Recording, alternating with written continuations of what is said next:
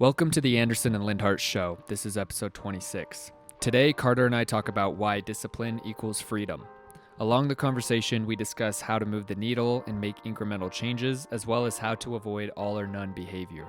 Thanks so much for listening, y'all, and God bless you this fine day.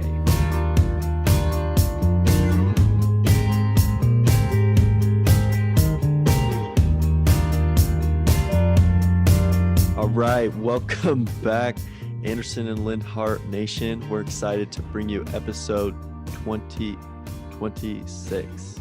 That's right. Dude, what's going to happen? I guess I was going to ask what's going to happen when you exhaust your fingers, is the amount of fingers you can do, but I guess you can still do 30. You'll never run out. 100. Yeah, you'll never run out. So never mind. Get ready for the hand signals to never stop.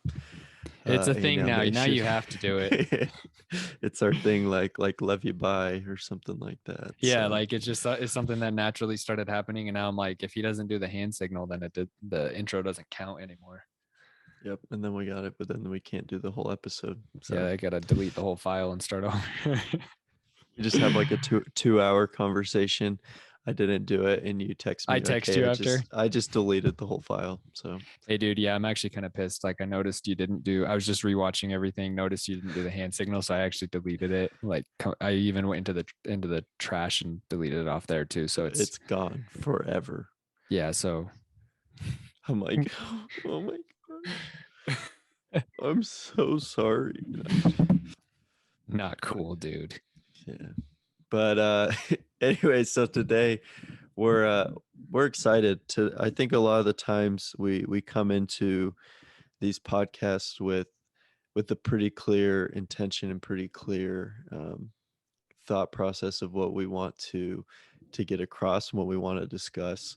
And today we really didn't have a whole lot that we really wanted to get into. And so as we kind of looked into some of the thoughts that we've had for future podcasts, we kind of settled on wanting to talk about how discipline can lead you to have freedom in your life, but also kind of trying to tie that into being able to understand the principle of, small improvements lead to like moving the needle, kind of like on a speedometer or I think it's an odometer on a plane or something like that. I'm not exactly sure, but just kind of moving that needle closer and closer to where you want to be, and having the patience to be able to kind of do that. So that's kind of where we're hoping to spend a little bit of our time. But obviously, like we might end up, talking about who knows, airplanes. I don't even know. Dude, so maybe. Oh, I was gonna say when Riley and I got to fly an airplane. Yeah, because you've flown one. Yeah, cool, like coolest feeling ever, but also kind of scary because her uncle, he's been flying planes his whole life, and so there's like three different. A car turns left or right, straight or back. Well, a plane can go left, right, straight, back, and then I think it's called yi and ya. I think is what it's called. Yeah. Yeah. But so you're holding the thing. If you pull back, it goes up and goes down. It's like a steering wheel. Left goes left, right goes right. But then you have foot pedals, and the foot pedals, if you push the right one down, the plane goes so it's like that. That's what it is. It's not like this, because you can do that. It's like yi and ya is like this. And so it's just like drifting. Yeah. And so we were flying low. We were 1,000 feet above sea level, and we're in Virginia. So it's like, you're 1,000 feet above the ground. You're 1,000 feet above sea level. Basically just barely above the trees there. Pretty much. And dude, we flew from Newport News. We flew out of there. We flew to Richmond, but we couldn't go to the Richmond airport by it because there's just air traffic. You're not allowed to, but we got to go. We saw the skyline, and then we flew back. It took 14 minutes to get from Newport News to Richmond. It was so cool. Anyways, normally that's like an hour drive, right? A little bit over, and probably about an hour, probably, okay. But with the construction, like an hour 10. Anyways, so we're 1,000 feet above the ground, and he does the yi and ya like aggressively. So he's teaching us, like, you have your headsets on, your headphones, because you can't hear anything because the engine's so loud. And so he's talking to the little mic, and he's like, this is they're all called something. He's like, turn left, turn right, go up and down, and like, here's your yi and ya, and he just like stomps on the pedals, and the plane's like, I was freaking out. I'm like, are we gonna die? Is the plane gonna, like, can the plane handle this? And dude, he's so used to it. He's like, this is the yi and ya, and it's literally just like it feels like you're fishtailing 1,000 feet above In a plane. ground, but the plane is completely fine. It can handle that, no biggie. But I don't know anything about planes, so I was freaking scared. But You're like, flying I'm not gonna be able to get married. We're gonna die. we're gonna die in this little plane right now. But dude, that was a really cool experience. It made me want to learn how to fly a plane.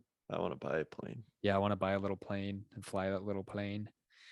It's so cool, such a cool feeling. But anyways, that's my plane experience. I'm trying to think if I have any plane stories.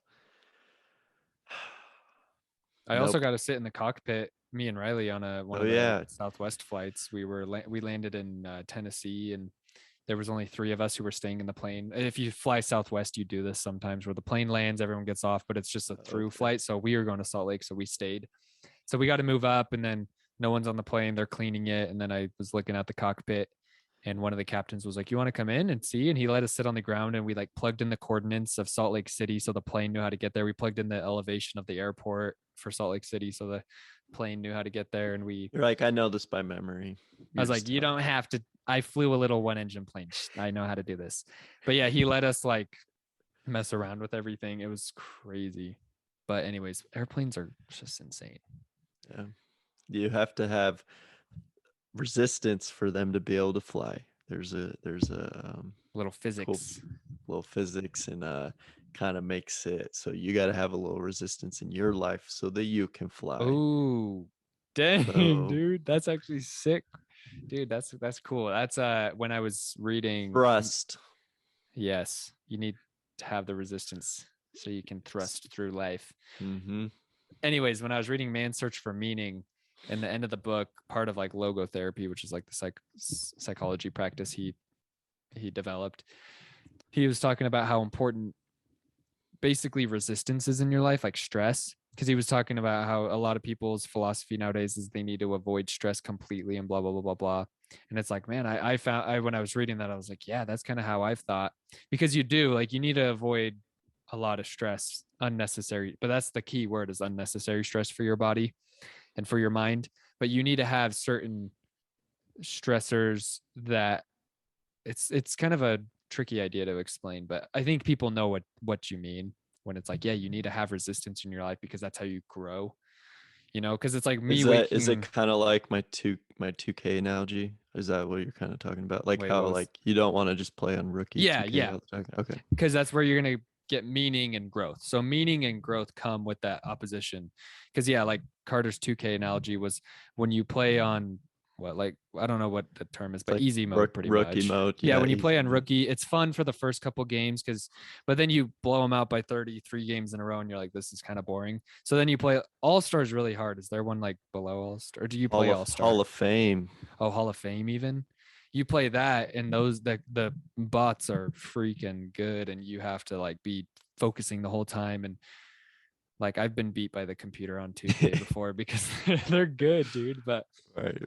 That's a lot more fun and meaningful, and you grow more versus just playing on rookie mode. And so that's kind of the same thing.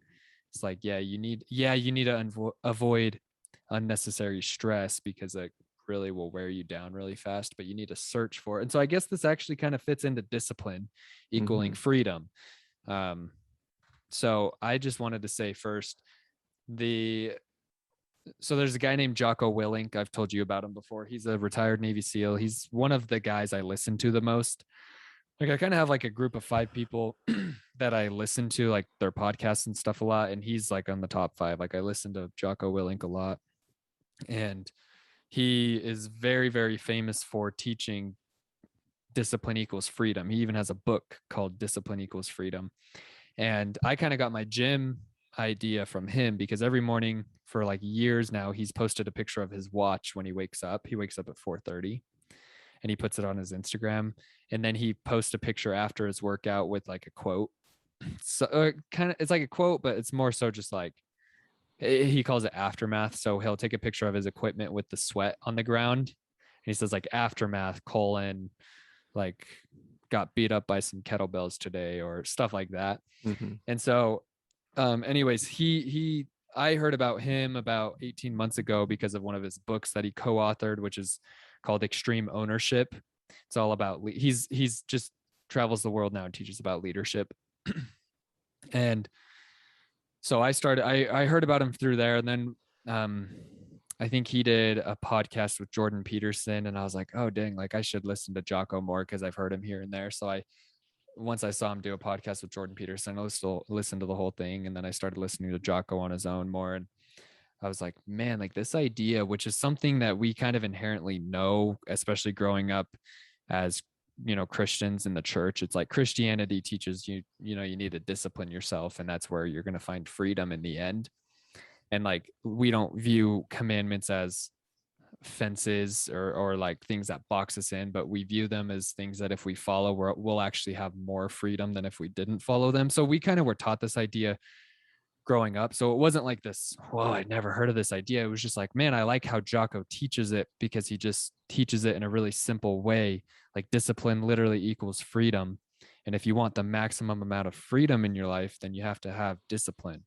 And so I highly, highly recommend people go read his books, look him up on YouTube. He has a podcast, and he's actually cool. He's a Navy SEAL. He says he's got like a crazy sailor mouth, but on his podcast, he keeps it clean because he wants his audiences. He wants the widest audience possible. So it is clean. They talk about a lot of things, but he's the man, dude. Follow him on Instagram, like see his post every day. It's fun to see. But yeah, Jocko Willink's kind of the one who's developed this idea for me in my mind. Yeah, and I think like like you said, it's hard to kind of wrap your head around sometimes that disciplining yourself and like following, some set rules that you have for yourself. Like I think we had talked about in our relationship podcast how everyone kind of Yeah. has like set rules for themselves, and if they're following those rules, then they're doing pretty good. And so it's like it's kind of weird to think that, by following a set of rules, by disciplining yourself to those set of rules, you're going to be able to have more freedom. And so for someone that's not necessarily at that point where they're doing that, and like obviously like I have things that I can continue to do better to discipline myself and things like that. So I'm not saying like either of us are perfect at this, but I think we both understand that when you do discipline yourself, you do have more freedom. And so for maybe someone that isn't at that point where they're like, I kind of just like to do my own thing, because you look at like a lot of like what just like kids on social media, or just like kids our younger siblings ages, the mindset is just kind of like, I just want to be able to do my own thing. I don't want to have to follow any rules. I don't want to have to like stay accountable to anyone. I just want to have like freedom. How would you kind of help them start to understand that discipline truly is what leads them to that freedom, versus like just do whatever you want, because that's you're not disciplining yourself at all, and they think it's freedom but it's really not. So how would you kind of Yeah. explain that to someone like that? That's a really good question. Like really, really good, because I was actually trying to like formulate in my mind, like, well, it feels right when I hear the phrase discipline equals freedom. I'm like, yeah, that feels true, but why? And if you know anything about the brain, the older part of the brain is called the limbic brain. And the limbic brain is where emotion, it's like in the center of your brain. It's really old. The prefrontal cortex is the newer part of the brain in human history. So the limbic brain is responsible for where the emotion comes out of. And there's no capacity for language formulation inside the limbic brain. So that's why it's so hard for us to explain how we feel as humans. That's why it's like, I love you so much, like to your wife or something. And she's like, you know, it's like you can't explain why. You're just like, I don't know. I just love you, because you don't have the words for it, because it's a deep feeling. And so I feel that feeling when I hear the phrase discipline equals freedom. I'm like, yes, that's so true. Why? And for somebody who's growing up in a, say, in the church where it's a little bit more discipline's kind of the culture, or just wherever, kids growing up wherever, and then they hear this idea that, hey, discipline equals freedom, and they're like, how? Like, discipline, you mean like waking up early in the morning and not eating sugar, and making sure to read certain amount of times a day, and blah blah blah blah blah. It's like that it equals freedom. It sounds like it's Right. It takes constricting up your me. whole day. You won't have Yeah. time to do anything else. Like, Hmm. yeah. So I was thinking, well, where's a good place to start showing your brain that it does? And I was thinking this, and I think most kids have heard something similar to this, at least in our culture in the church, is that when you are disciplined, I'm trying to think of the perfect way to, or a good way to say this rather, but when you're disciplined, I should give an example to say it. Um, okay, eating healthy. Hmm. So say you're disciplined with the amount of sugar. You've been doing really good at this lately. Riley I and I have did. been. I did have my birthday weekend, Oh, and I that's okay. had, I had, Dude, I went camping last weekend, dude. On one of the days, I had probably 60 grams of sugar before noon. Like it was crazy. I haven't dang, had that much in a long time. So I it's had chill. a, I had a churro waffle. It was like so good. Dude, It that was, sounds freaking good. I love churros and I love it, waffles. So it was amazing. I was like, I ordered it and I was kind of like, oh, this isn't gonna be that. Like, I just thought it was just gonna be kind of like a soggy. It was like straight up just a churro, and I yeah. just didn't even care. I put syrup on it, and it was really good. So that was, I went a little bit crazy, but we're getting Well, back on dude, track. happy birthday. And that's the thing. You just get back on track. You don't make it a big deal to yourself. Cause like on Saturday, I ate so much. No, yeah, Saturday morning, I had a ton of sugar in the morning because we had s'mores, bro. It's the last day of camping and we had all these hot coals. And my mom was like, morning s'mores. And I was like, this sounds like a good idea right now. Yeah. Anyways, with eating healthy, for example, this is how you start to show your brain that discipline equals freedom, because it's like, okay, if I stay disciplined with eating healthy, then I'll have the freedom to do more things with my body because I'll have a body that's operating well. When if I was just thinking that eating healthy and keeping myself within these bounds or these rules, if I'm thinking that's restricting and it's going to restrict my freedom, well, then if I just eat whatever I want, then my body's going to deteriorate more fast than it would if I didn't. And then I'm going to have less freedoms. Like I'm not going to be able to go play basketball or go to the gym or go on a hike with my family or travel to, whatever. So that's where the bridge where I start to like, and I think that's where I started. It's like, yeah, for me with health, that's where I started with my mind was like, well, I want to be a 30-year-old because most 35-year-olds are already complaining about achy joints. And I'm like, dude, you're 35. Like your body has the capacity to be,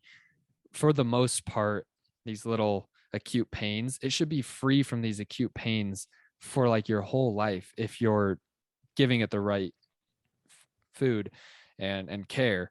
And so I'm like, wow, most like 35-year-olds is when they're like, oh, I got the dad bod. And they think it's like cool to have a dad bod. And it's like, okay, whatever. It's kind of a funny joke, but you shouldn't be proud to have a dad bod. Like, I'm sorry, you just shouldn't. Like, it's not cool, dude. And so at least I don't think it's cool. And so that was one thing I started thinking was like, well, I want to be able to play. My dad growing up used to drop kick footballs in the backyard with me and my brothers, like, and he would drop kick them so high. His goal was to make it go straight up and we could go run and catch it. So he used to punt these footballs so high.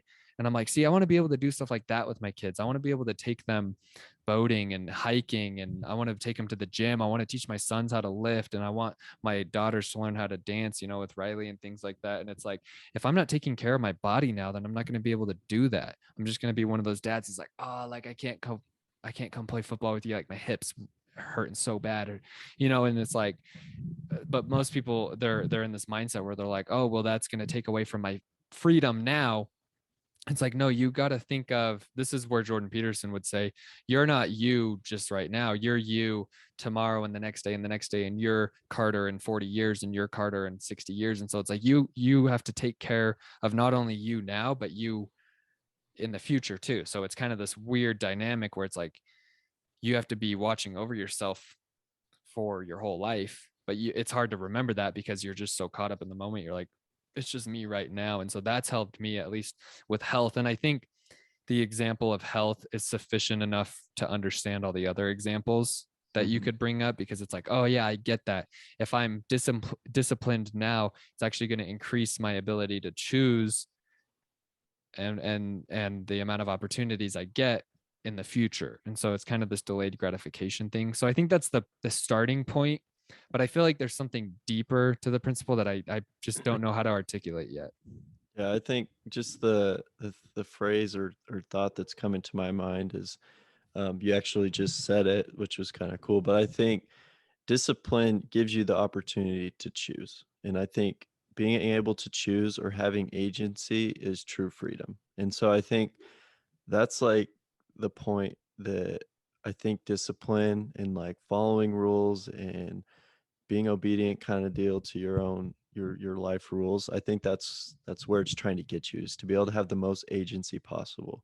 Because if you think about it, like if you were to, eat really bad and not work out, and then, by the time you're 40, whatever, your health condition is, there are going to be certain things that you just cannot do. And so then it's like some of your agency is taken away. Your ability to choose to do certain things is taken away.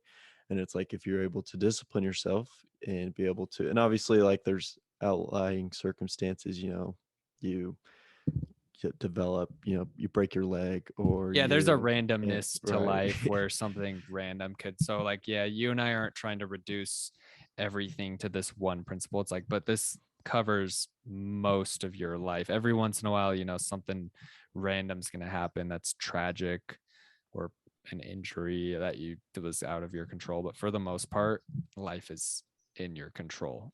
Right.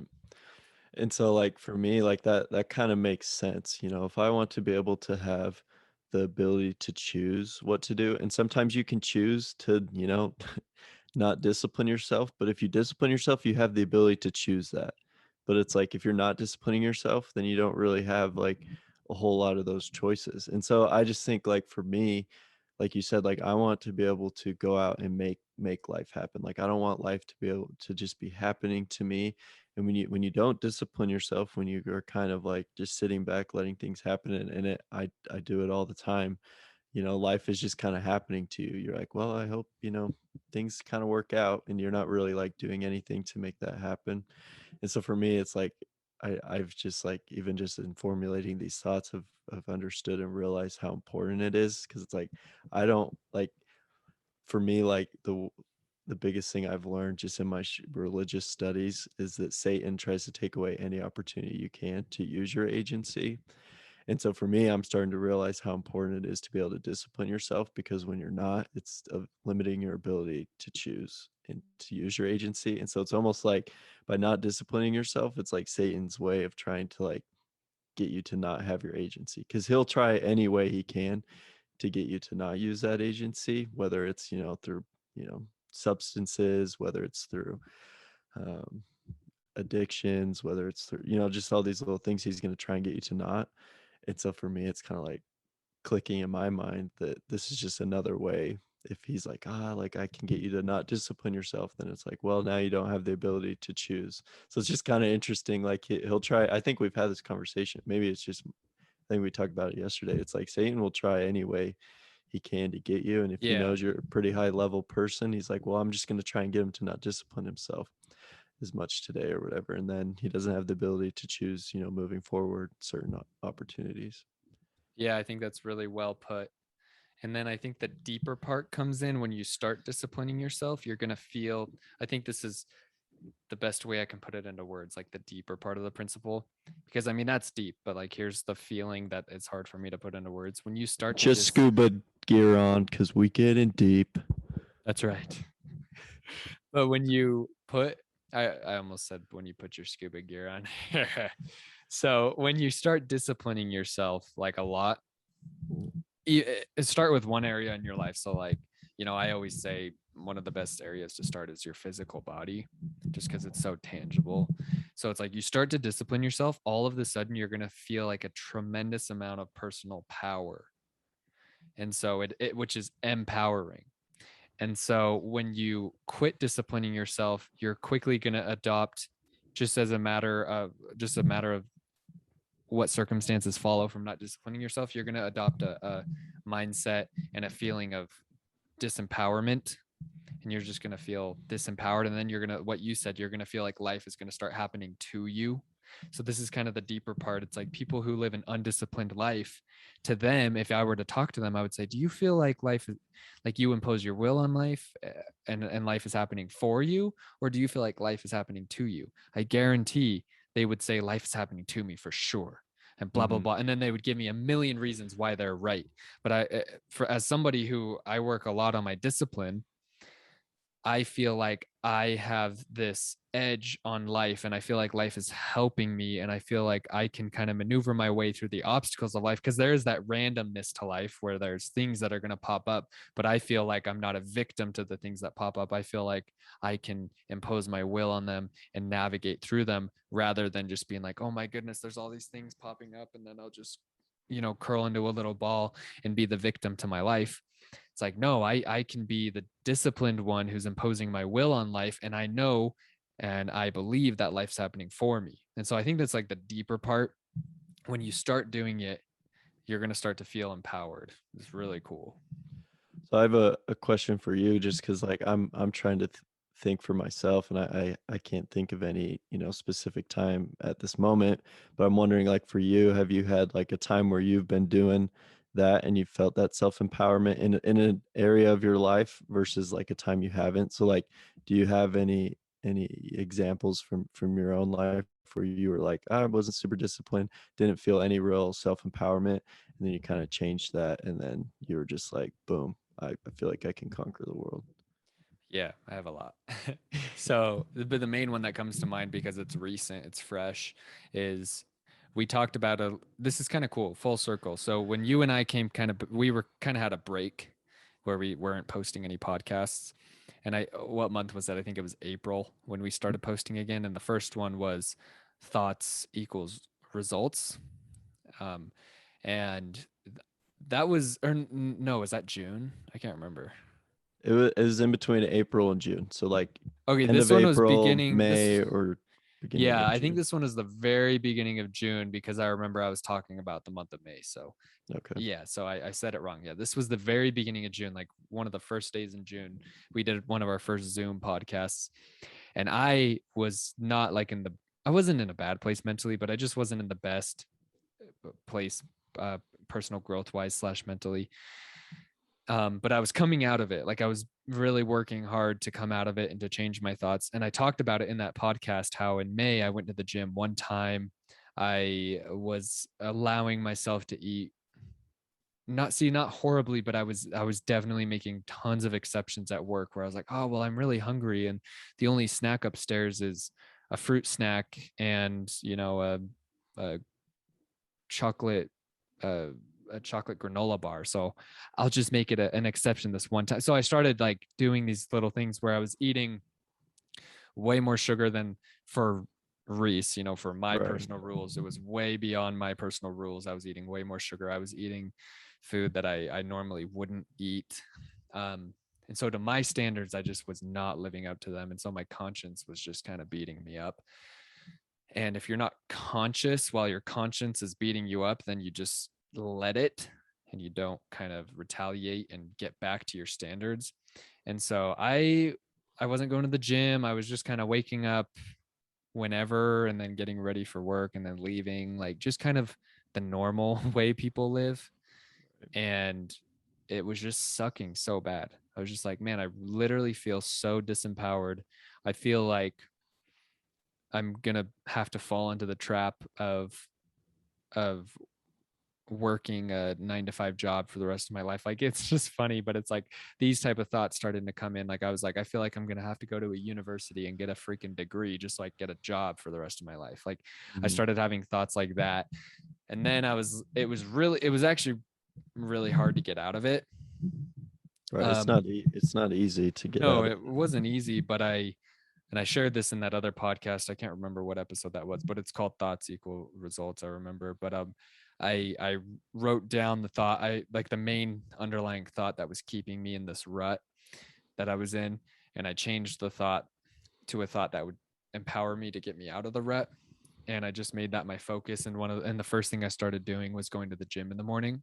So for the first 2 weeks of April, the for the first week, or June, for the first week of June, I told myself I just needed 3 mornings in the gym this week, and then that'll be sufficient for me. And so I started to discipline myself like that. And by the third week of June, I was going 6 days a week, and I've gone 6 days a week as much as I can since then. Mm-hmm. And I missed because of camping, but it's like I'm going, if I can, I'm going. Like I'm not, there's no excuses. And so, but here's what's interesting is when I started to discipline myself with the morning, with waking up at 5 and leaving, the first week was really hard. The second week was it was kind of hard. And for me, it was kind of easy to get back into working out because I do enjoy lifting weights. And so it wasn't like this, oh, I have to go to the gym, but it was like, it was hard to wake up because I wasn't used to waking up at 5. And when I started disciplining myself, it's what we talk about, the incremental, you get compound interest on incremental improvement. So the first 2 weeks are kind of a trudge. By the third week, it's all of a sudden 50% easier than the first 2 weeks. And by the fourth week, it's 200% easier than the first 2 weeks. And by week 5 and 6 and 7, it's not even it's crazy how much easier it is. It's 1,000% easier than the first 2 weeks. Like for me to get back from my camping trip where my sleep schedule was really off, we were going to sleep around 10:30, 11 because you're sitting around the campfire and stuff, so I was just kind of thrown off schedule. For me to go to the gym on Monday morning at 5, at 5:30, that was way easier than it was the first week in June. It was just like, oh yeah, this is just what I do. I'm just getting back on track. And so it happened really quickly, and it's kind of a blur now. Now it's like I forget what mental state I was in May, and it's only 2 months behind, but I forgot what it's like because I've just emerged out of it so quickly. So um it's definitely a ginormous difference that I noticed in myself. And my boss even noticed it. He told me, he's like, yeah, dude, I've just noticed like your thoughts have been better. I can see it when you walk in the room. And I'm like, yeah, they have. Like I've been really trying and committing, and it's just all of a sudden exponentially blows up. Like I can't stress this enough. This is why I bring this up so much. Like people who try something for a week and then they call it quits. I'm like, no, dude, like you gotta go more. Like people who are, oh, I tried not eating sugar for a week, I didn't feel any difference, it just sucked, I had headaches. And I'm like, do it for 4 weeks and see what happens. Do it for 6 weeks and see what happens. Oh, I tried going to the gym 4 afternoons a week for 2 weeks, it sucked, I'm not going to do it anymore. I'm like, go for 8 weeks or 6 weeks. Like don't just do it for 1 to 2 weeks. You have to get past the exponential curve. You have to let it pick up. And so, to a short answer, that was a long answer, but a short answer to your question is I noticed a ginormous difference in my mentality, in my personal power. I feel like I have the power to decide. I feel like life is happening for me. And obviously, you're not in these states of mind all the time. I think people get that Right. wrong with personal growth. They think they're going to be in this beautiful, amazing, motivated state 24/7. And it's like, no, dude, like forget about that. The sooner you forget about that, the more you're going to enjoy life. But it's like when I'm having those highs, motivating feelings, I just let them be and I just kind of bask in them. But I realize they're going to go away. So I don't hold on to them like with this greedy grip, but I definitely enjoy it. And then when I'm sad or down, I don't entertain the thoughts that say I'm going to be like this forever. Oh, you're going to be sad forever. Oh my gosh. It's like, no, I'm not. Like, I'm really not. You just tell your brain, no, I'm not. Like, I'm probably going to be happy tomorrow. Watch. Right. And so allow the ebbs and flows, but start disciplining yourself with something. For me, it was waking up early. I think waking up early is a really, really good place to start because it's just something that everyone can control. I mean, Yeah. everyone has an iPhone. You can put it next to your bed and set it for the time you want to wake up. Just make sure you're getting a sufficient amount of sleep, whatever that means for you. For me, it's about 7.5 hours. I feel good. But I think waking up early is a great place to start for most people. Yeah, and for me, like kind of going into that, one of the things that right now I'm trying to work and discipline myself on, and Reese has been helping me out, is trying to get on a good schedule. Because I think I think everyone kind of got into this a little bit, but when like COVID happened, like schedules were just kind of like thrown out the window, and you're going to bed at like 2 or 3 in the morning, Yeah. and you're waking up at like 11 or 12. Like you're just like in like a, not that it's the worst thing in the world. It's like whatever, like you're still like have the, same amount of time in the day. Your sleep schedule is just different. And so I kind of got into this like not a great schedule, and it's like I don't really I do function a little bit better at night, but I don't want to be like, that. Anyways, at least right now, at the point in my life, I want to be able to be on a schedule that's, going to bed around 12, waking up at 8. And it's been interesting the times when I've been really disciplined to it. It's like I have a hard time going to sleep because I'm almost like excited to be able to wake up and get going with my day the next day versus when I'm just kind of going.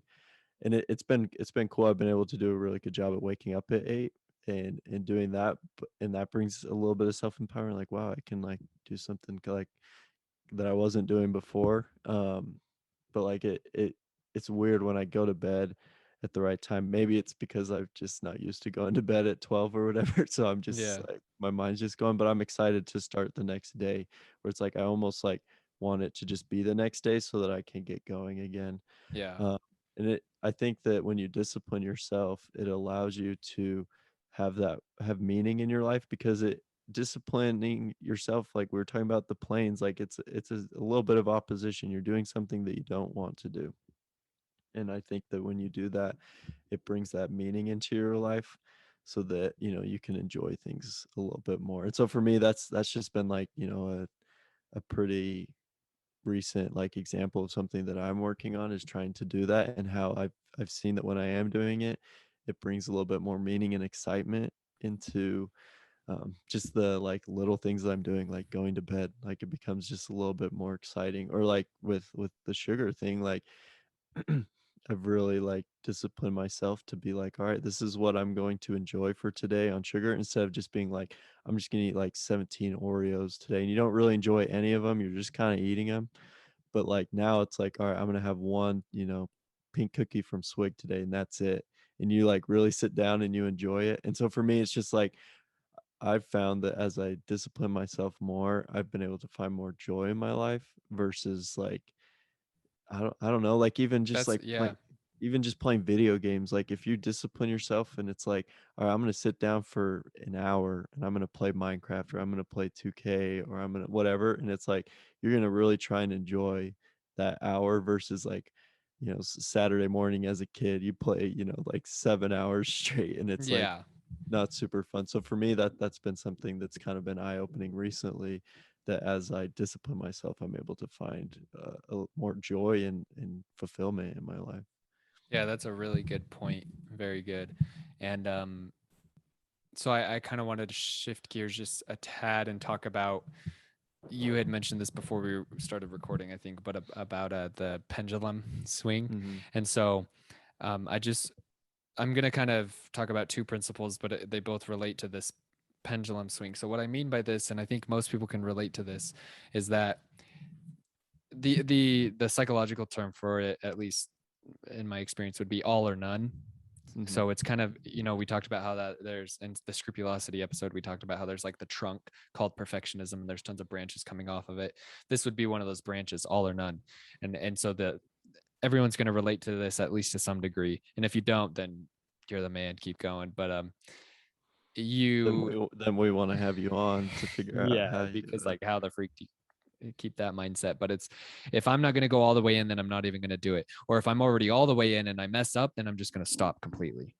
And so people, we saw this with some missionaries who, we served a mission and they were good missionaries, and for the most part they were well invested into their mission, and then they've come home now, and because they've had a few doubts here and there, instead of just kind of reconciling those and kind of being okay and still living with some of the standards, they've gone completely the other way, like a full pendulum swing shift.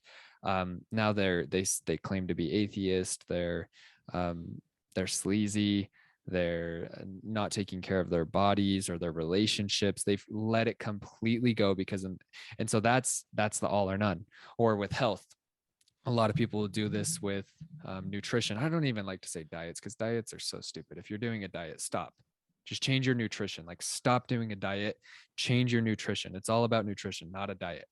But if you're changing your nutrition and you're eating, say your goal is 40 grams of sugar or less a day, and say you're doing really good for 3 weeks because you're the type of person who goes all in, say for Mm-hmm. 5 weeks, you haven't had over 40 grams of sugar for 5 weeks straight. And then on week 6, there's a day you slip up and you have And then it's 70. your birthday and you have a freaking churro waffle. Probably, yeah, which had probably like, 80 grams in one thing. And now you're like, oh my gosh, like I totally screwed up. I'm done. And then you, yeah, you know what? This quitting sugar thing's not for me actually. And then you just go right back to where you were. And so the way you avoid this, because it's natural if it comes up for most people, if these feelings come up, but the way you avoid it is literally talking to yourself. And the best way to do that is on paper or talking with somebody. And so if you don't have a somebody, hit me and Carter up. And if you're not comfortable with doing that, get a piece of paper out with a pencil or pen, or on your phone, type it, or your laptop, whatever. And so, for example, I'll give just a brief experience. So I have been going to the gym for 6 days a week, blah, blah, blah. I've been on fire. I can feel the momentum just carrying me. And I knew this camping trip's coming up. I'm like, oh, okay, there's 2 mornings I'm not going to be able to go to the gym. And not a big deal. Okay, 2 mornings, going to be with family. It's going to be awesome. I haven't seen my whole family for a while. And my brain, like I think of it as my ego. My ego was like, dude, you're not going to go to the gym for 2 days this week. Like you're going to ruin your whole streak. And that's a huge deal. And your brain tries to make it this big deal. Oh, you're going to ruin your streak. And for me, the old me probably would have been like, oh crap, yeah, this sucks. And just kind of like thought about it for a while. But I was just like, I let that part of my ego talk. So I let it, this is an interesting idea, but you got to think of it this way. You let it talk. So let that voice inside of you talk. Okay, what do you have to say? Oh, well, you're going to miss the gym and this and that, and you're going to ruin your streak, and you've been doing so good, blah, blah, blah, blah, blah. And whatever, all this crap. And I'm like, okay, yeah. Well, and now I talk and I give my point of view and I say, well, yeah, look, it's not a big deal. I'm going to be with family. I'm going to be camping. I'm still taking care of my body. So yeah, it's not a big deal. We'll just keep going on Monday. Not a big deal. Move on. Not a big deal. But most people get hung up on this, like, oh, my streak's gonna get ruined, or oh my goodness, I can't believe I slept in that one day, or oh, I skipped my alarm and I slept in 30 minutes that one day. Oh my gosh, I'm such a horrible, and they just get hung up on this. And it's like, Or it's not a even big, if you mess up like really bad, where you just like yeah.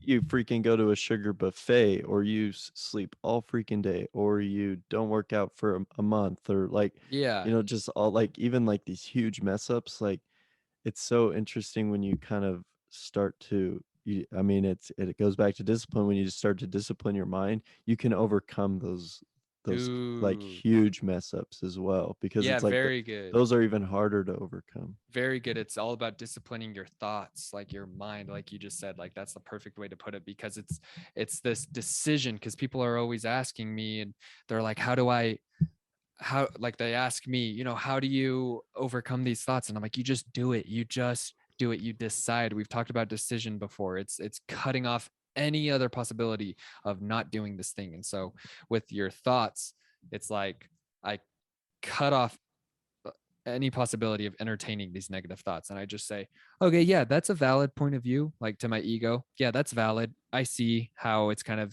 to you, it's a big deal that I'm messing up my streak. But to me, it's not a big deal. Like I'm just going to go back on Monday. Not a big deal.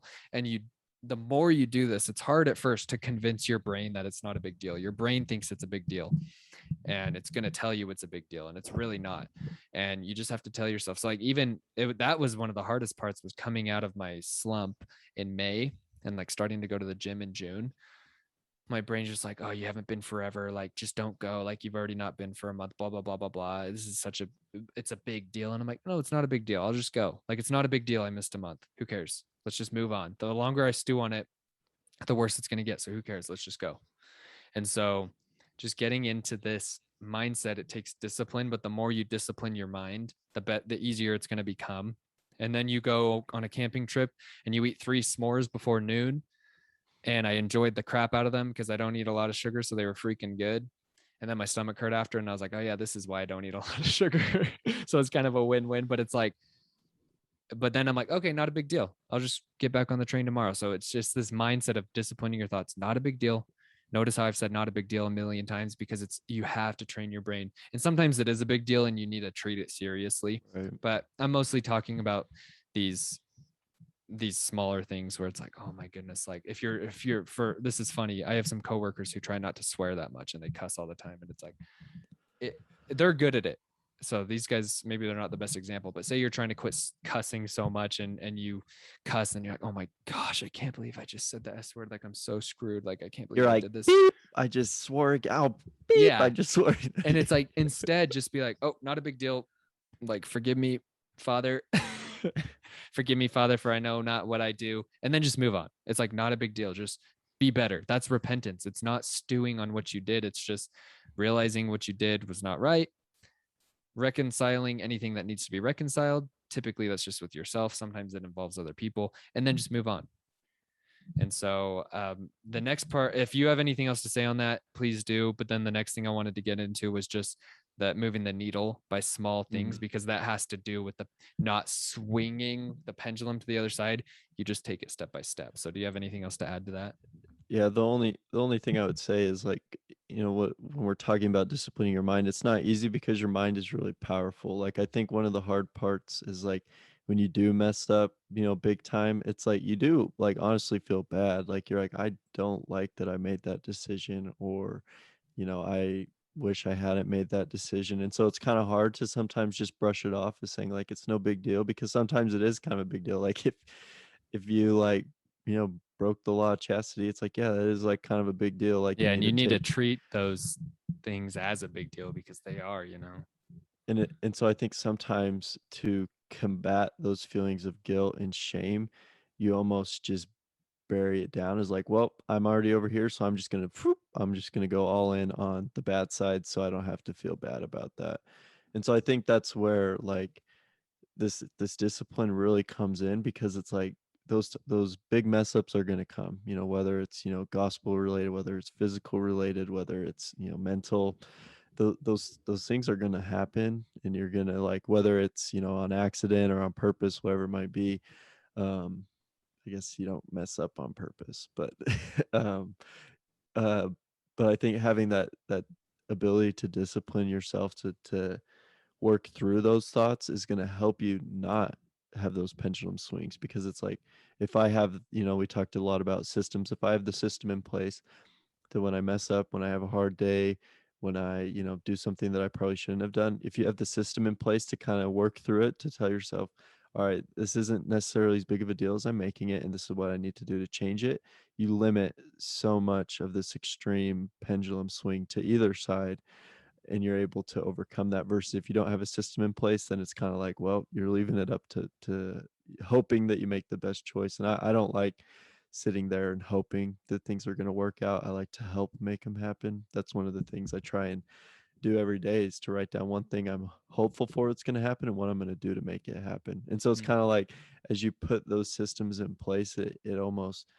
it's like insurance, where it's like, all right, I can almost protect myself from having these extreme, like, whether even like I messed up on the law of chastity, and I'm never gonna kiss a girl again, like just like crazy stuff like that. You can protect yourself from either side of the pendulum. And so I think like having those systems in place, and if you don't have them, like put them in right now as you're listening to this. Be like, when I have that thought come in of like, you messed up, this is a huge deal, you're going to hell, all this stuff, it's like, no, okay, I have the system in place to think through, this isn't as big of a deal as I'm making it, this is what I need to do to fix it.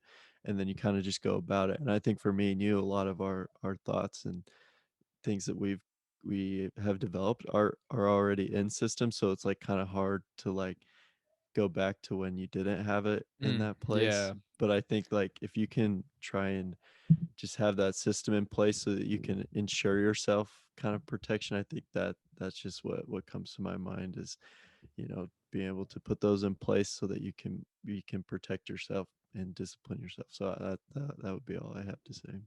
cool, for sure. And then the last thing that kind of goes on with the go adds on to the pendulum swinging principle is just taking things step by step. So these little incremental improvements.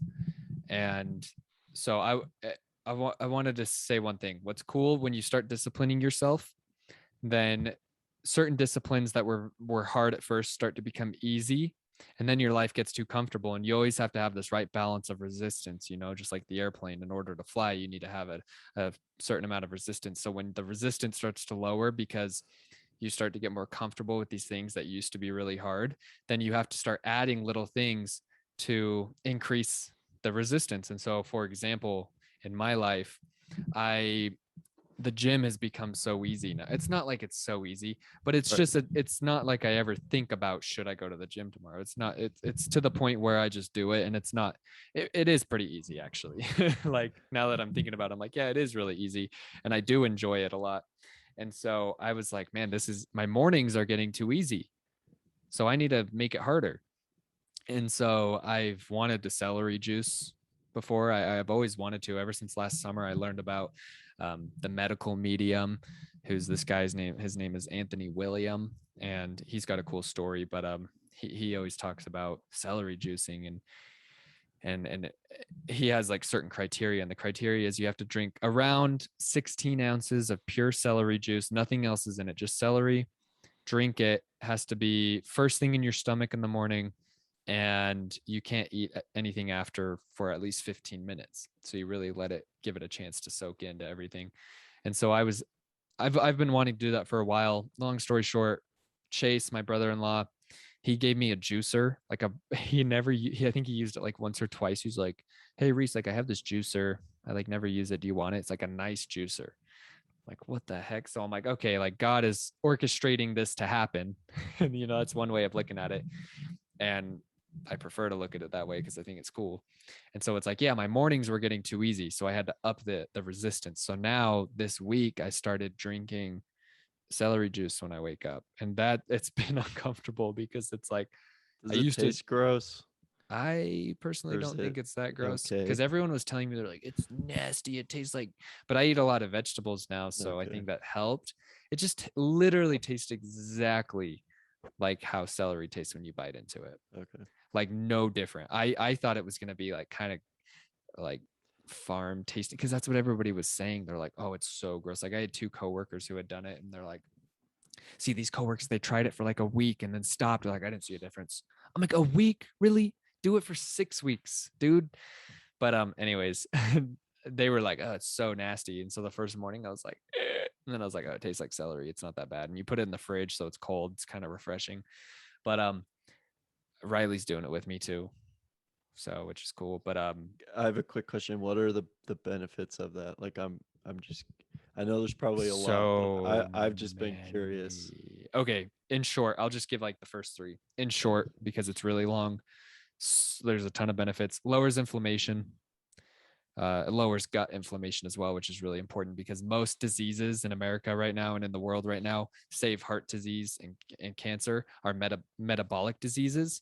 So metabolic disease, the number one metabolic diseases, insulin resistance or diabetes. Like that's the number one.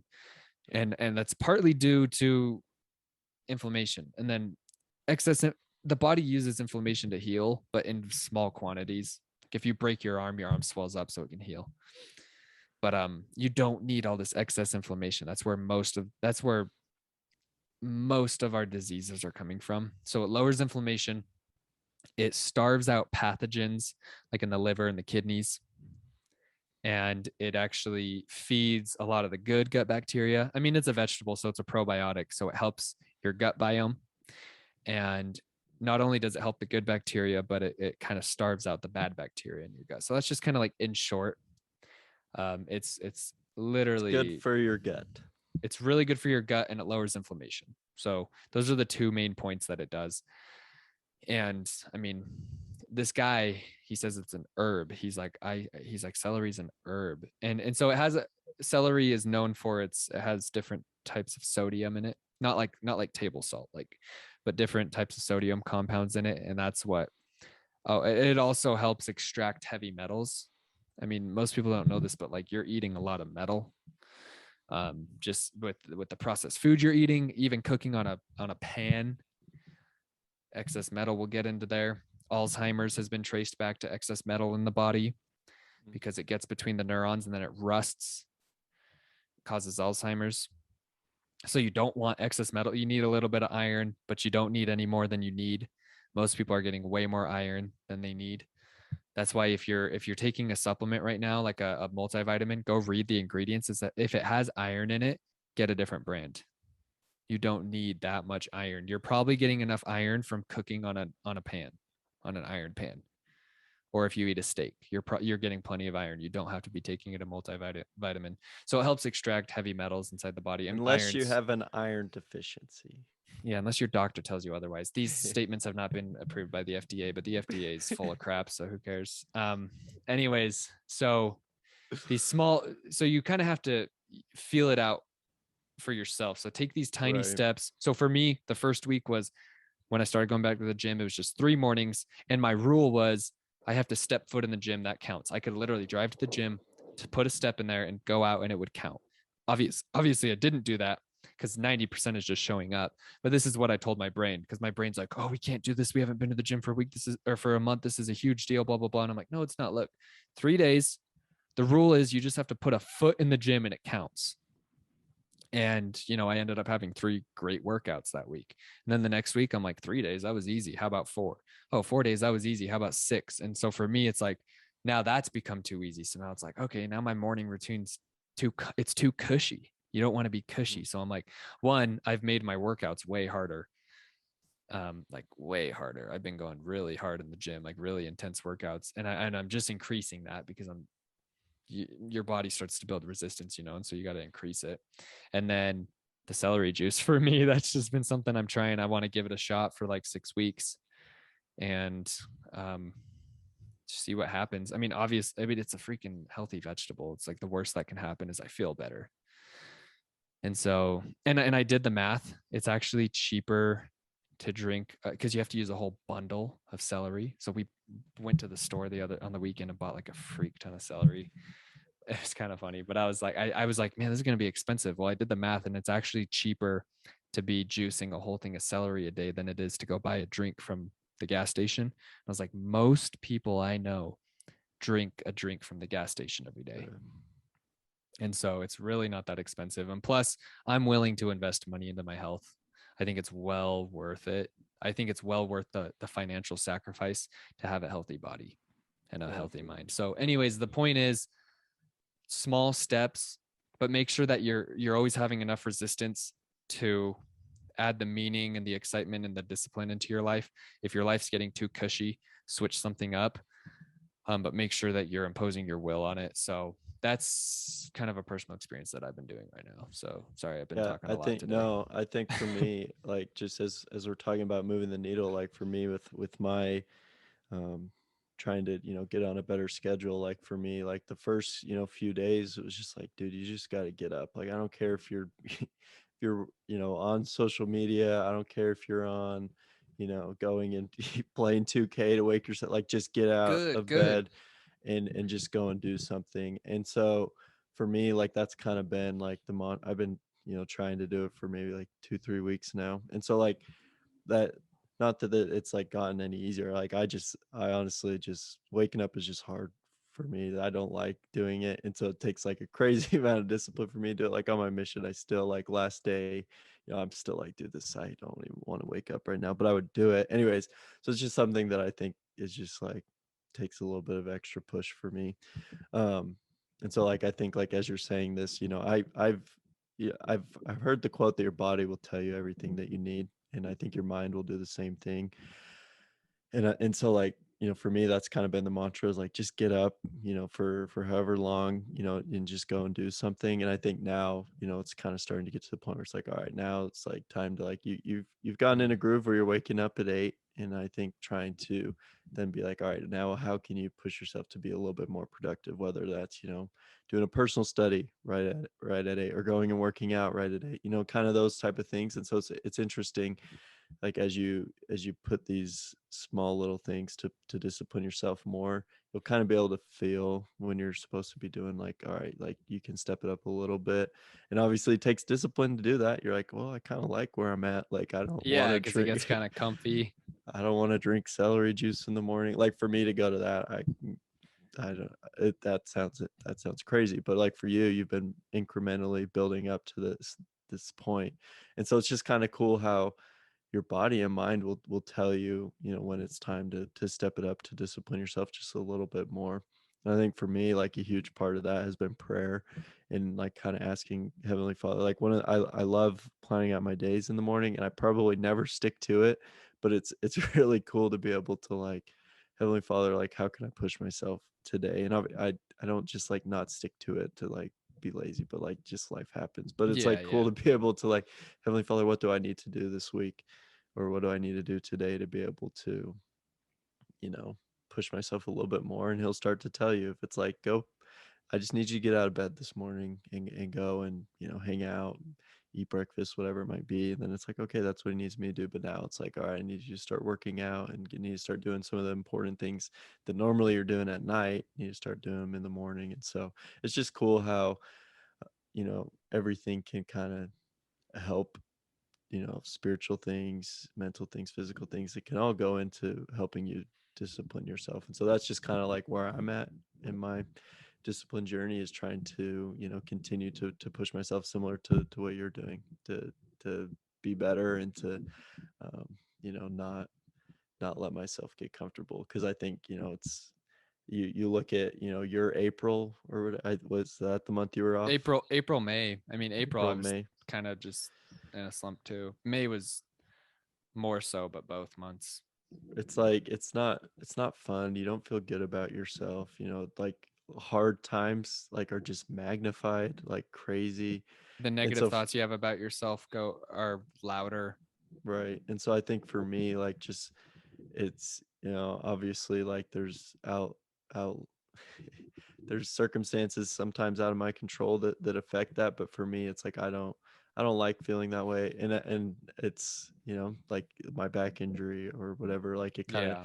put me into that with it not being able to work out. But it's like now it's like, all right, I'm sick of feeling like this, you know, whether it's, you know, I just need to work out 3 times a week or try and just do like my 7-minute ab workout, like just like trying to get something in. And it's crazy how much that just helps, is doing those little things and trying to do better. So that would be all I Yeah. have to say Well, I like on what you that. said about the like right now, you, your goal is to wake up at 8. It's not to wake up at 8 and da da da da do all these amazing things. It's just wake up at 8. And so if waking up at 8 and getting on 2K helps, it's like do that for now, for sure. And so I think that's where the pendulum swings come in. People think like, oh, I'm not going to wake up early until I can wake up early and Go to the gym instantly for 6 hours, and take a like cold shower, yeah, eat my celery. journal. Yeah.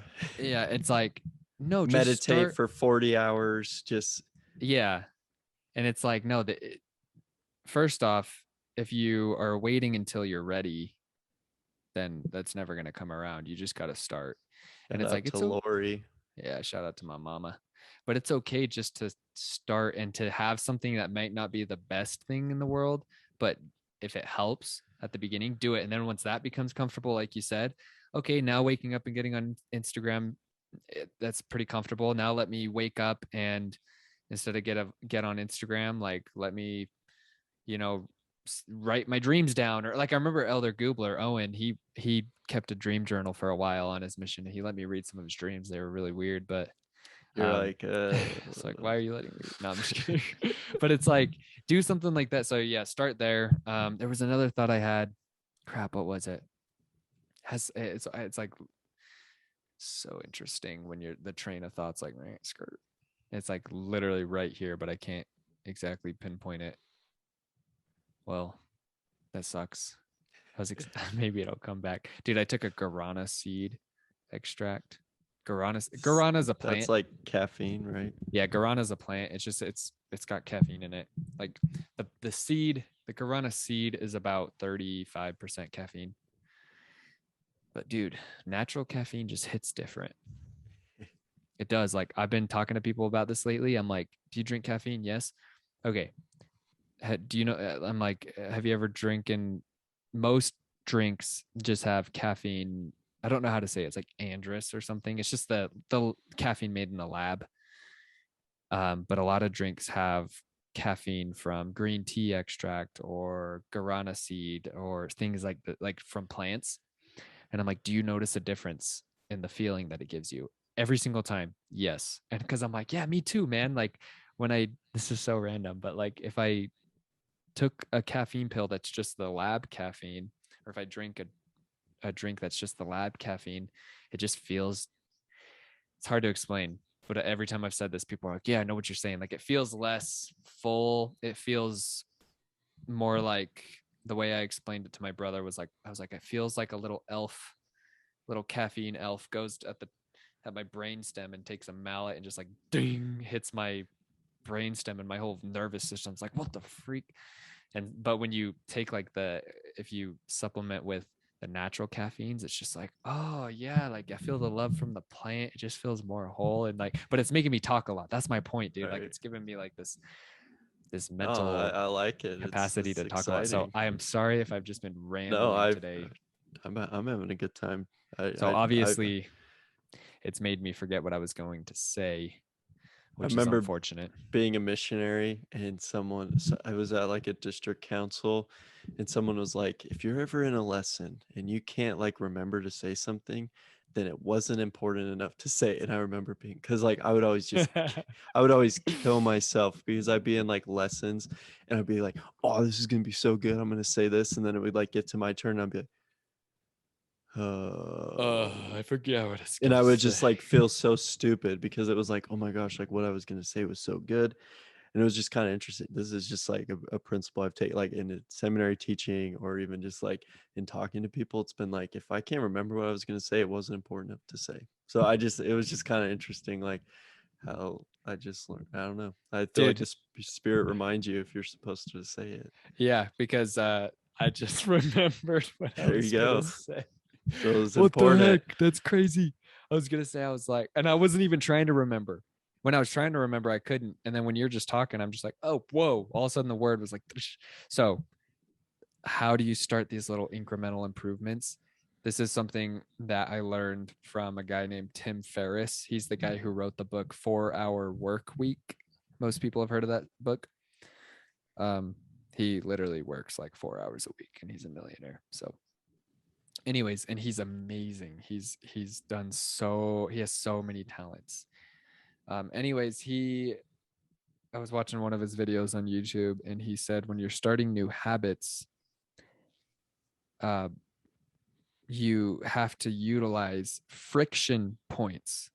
So if you're trying to stop a habit, put friction points, and I'll give some examples. Put friction points there. And if you're trying to start a new habit, remove all the friction points, as many as you can. So for example, if you're trying to quit getting on social media habitually, then how do you create a friction point? Where, well, there's apps that can make you put in a passcode before you get on it, or Mhm. it's as simple as burying it in some deep folders on your phone, things like that. But yeah, there's apps that can create those friction points for you, or you can delete it off your phone. And so then it's like, oh, I want to get on Instagram, but then I would have to re-download the app. So it's this friction point. Mhm. Or for example, for the gym, the way I take away friction points. So a friction point would be, I wake up at 5 a.m. and I have to rummage through my dresser, find my clothes, get my workout clothes on, fill up my water bottle. So what I do is at night, I fill up my water bottle. At night, I actually put my workout clothes out on the couch because, I don't want to change in here while Riley's sleeping. So all I have to do in the morning is wake up and walk outside, walk out to my living room, and that's Right. it. And so I remove the friction points. And so this can apply to anything. So if you're trying to drink more water, for example, then get water bottles prepared, or if you're trying to quit eating sucky snacks, then get rid of the sucky snacks in your pantry, so it's like, It's helping make sure you, instead of just hoping that boom. you get up and do it, it's helping. And it's almost like building evidence that you're going to do it, because you're like, well, I set out my clothes last night and I would look kind of stupid if I just left them on the couch, like just like, Yeah. even though it's kind of silly, it's like, whether it's, all right, I'm going to, so I really like that, setting out your workout clothes. So it's like, all right, I just have to get up and just go get into my workout clothes. And then it's like, boom, right there, you've already done it, instead of like, oh, I can just stay in my pajamas for a little bit longer or whatever. Like you go out into the living room, you're like, I'll go change in just a little bit. Where it's kind of, I like, you're helping make that happen instead of just hoping. Cause like, I don't know, when you're not doing that, it's super easy to just be like, I'll just Yeah, not it's do it. way harder because it's friction. And when you bump up against the friction. You're like, it'd just be easier not to do it. So like with the celery, I wash the celery at night and I break it all up so it's ready to go in the juicer. I put the juicer together, and then I put the celery in the fridge, and I set out my workout clothes and I fill up my water bottle all the way, and then I go to bed. And then literally all I have to do is wake up, go to the living room, put my workout clothes on, go to the fridge, put the celery in the juicer, boom, it's done. Drink that, drink my water, wait 15 minutes, I'll drink like a shake or something in the morning and then go to the gym. It's like all I had to do was get out of bed, when before it would have had, I have to get out of bed, I have to get my workout clothes out of my dresser, I have to go put them on, I have to get the celery out of the fridge, break the celery apart, wash it off, make sure there's no dirt on it, put the juicer together. I mean, the juicer has like 6 parts. It's weird, but it's like, get rid of the friction points if you're trying to start a new habit, and put friction points there on purpose if you're trying to stop a habit. So that was a really big principle that was like almost, it was an epiphany to me. I was like, man, that's like the perfect way to put it. No, I really like that. I don't I can think of 100 things I can do right now in my life to try and implement that. Like I think that's really cool to be able to be like, that's it's obviously was important for you to remember that Because it because came back. it's right. And I don't know, I love that. I don't have anything to like add to that because I thought you portrayed it really well. But yeah, I just think if you're listening to this, one of the things that Reese has helped me with, and he's been really patient with me, is that, I try and like let him know. I don't do it as much as I need to, but trying to let him know kind of when I've been going to bed and when I've been waking up. And, that's been like a friction point, like adding it for me. I don't know if maybe that's the right way to put it, but it's been really helpful to try to know that I have someone there to kind of to help me out. And that's ultimately what we want to be able to help people to do, is to be able to allow them to, create friction points or take them away.